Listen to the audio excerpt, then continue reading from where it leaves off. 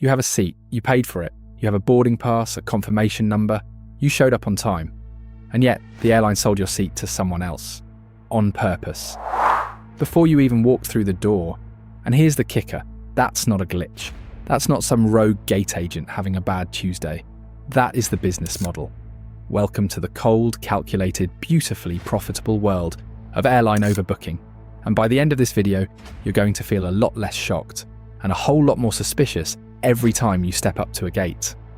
Let's start with the reframe. Most people hear overbooking and think, oh, they made a mistake. No, they did not.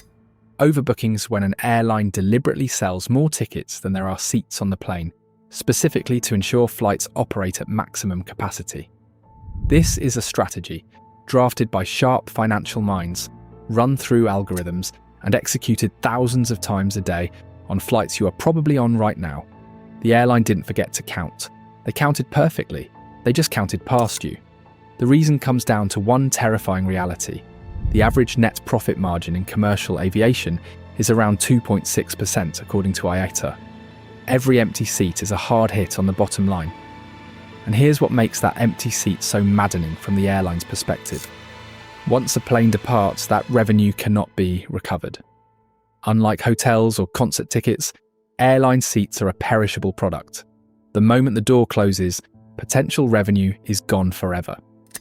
So the question every airline revenue team wakes up asking is, how do we make sure that seat is never empty? The answer they landed on is beautifully ruthless. Sell more seats than you have. But overbooking isn't just a guess. It's a science. And that science has a name. Yield management. Yield management is a sophisticated mathematical system that calculates exactly how many extra tickets to sell without creating a disaster at the gate. The engine powering it? No-show rates. The average no-show rate allegedly ranges from 5 to 15%, depending on season, route, and airline. On any given flight, up to 15% of people who booked a seat might just not show up. They overslept, their meeting got cancelled. They decided losing a cheap ticket was cheaper than going. A no-show is a confirmed passenger who never boards, an unoccupied seat, and pure revenue loss. So the airline knows, statistically, historically, mathematically, that a chunk of confirmed passengers are ghosts. Names on a manifest who will never walk through the jetway. Rather than absorb that loss, they fill those ghost seats with real, paying passengers in advance. Revenue management systems forecast no-shows based on historical patterns, fare classes, and route-specific factors to maximise load factors and minimise empty seats. Let's walk through the math. Take a Boeing 737 with 160 seats generating around $30,000 in ticket sales. If 10% of passengers cancel before takeoff, the airline loses $3,000 per flight. By overbooking 10%, 16 additional tickets, they recapture that loss. $3,000 doesn't sound like much, but scale it across thousands of flights every day, and you're talking about an industry-shifting number. Empirical analyses show net revenue gains of 3 to 10% attributable to overbooking. 3 to 10% on margins that were already barely above 2%. Overbooking isn't just a strategy, it's a lifeline. The system also tracks no-shows by route, day, time, and fare class. A Tuesday morning LaGuardia to O'Hare shuttle has a very different no-show profile than a Saturday flight to Cancun. The algorithm knows which flights are full of business travellers who rebook constantly and which are packed with families who planned their Disney trip for 8 months. It adjusts, it calibrates. It's almost admirable if it weren't being used to potentially strand you in an airport. Quick gut check question. If the airline offered you $500 in travel credit to voluntarily give up your seat and take the next flight, would you take the deal? Or would you hold your ground? Comment your answer below. Because overbooking only works when the no-shows actually don't show. But sometimes everyone materialises at the gate, boarding pass in hand. Now the airline has a problem, and someone has to go. This is where bumping enters the picture. In 2 flavours, voluntary and involuntary. Voluntary bumping is the polite version. The gate agent offers compensation, vouchers, cash, hotel stays, a later flight to anyone willing to give up their seat. It can get surprisingly generous. One passenger ended up with $10,000. If you're flexible and you hear that announcement, it can be a sweet deal. But when not enough people volunteer, involuntary bumping kicks in. The airline selects passengers based on its own boarding priority rules: check-in time, fare paid, frequent flyer status. They have a list. If you're at the bottom, maybe you checked in late, maybe you bought the cheapest ticket.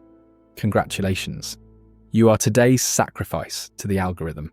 There are rules. The US Department of Transportation requires airlines to compensate involuntarily bumped passengers, up to $1,300, depending on ticket value and delay length. But here's the uncomfortable truth underneath those rules. The compensation caps exist because the government calculated that bumping a handful of passengers is worth it. The math was done. The cost of compensating bumped passengers was weighed against the revenue gained from overbooking, and overbooking won. The industry had a moment where this math was put on full, excruciating public display. In April 2017, Dr. David Dow was forcibly removed from a United Airlines flight at O'Hare after refusing to give up his seat. He suffered a concussion and broken bones. Passengers filmed it. The footage went instantly viral. United's stock plunged. Congress held hearings. The airline promised up to $10,000 in compensation for bumped passengers and vowed to reduce overbooking. Dow and United reached a confidential settlement, and then almost everything went back to normal. No major overhauls to bumping compensation rules have occurred since.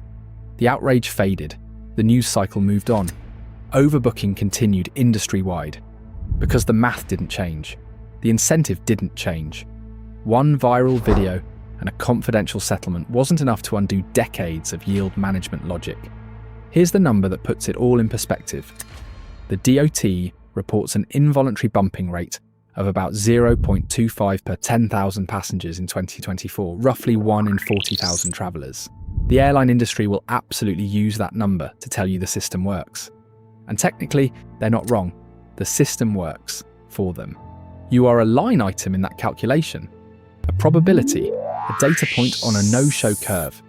Overbooking saved American Airlines an estimated $1.4 billion over a 3-year period. Not over a century.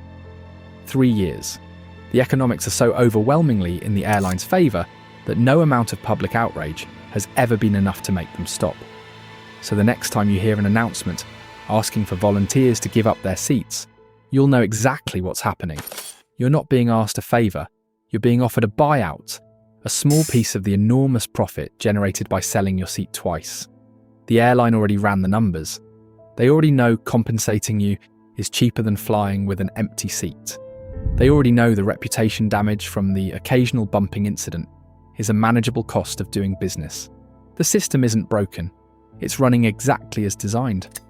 And it was never, not for a single algorithm-optimized second, designed with you in mind. If this video cracked open something you never thought about every time you booked a flight, hit that like button.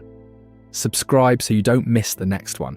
And share this with someone who still thinks they have a guaranteed seat just because they have a boarding pass. Spoiler, now you know better.